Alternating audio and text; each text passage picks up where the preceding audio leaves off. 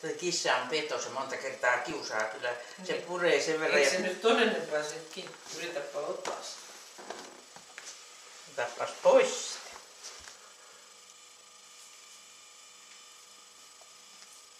Se ei oikein ymmärrä nyt.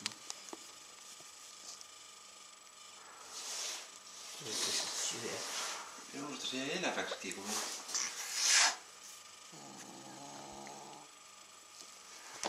murinaa tulee.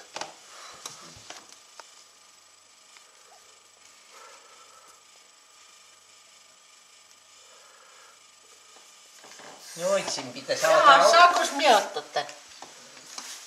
Ei, saako ottaa?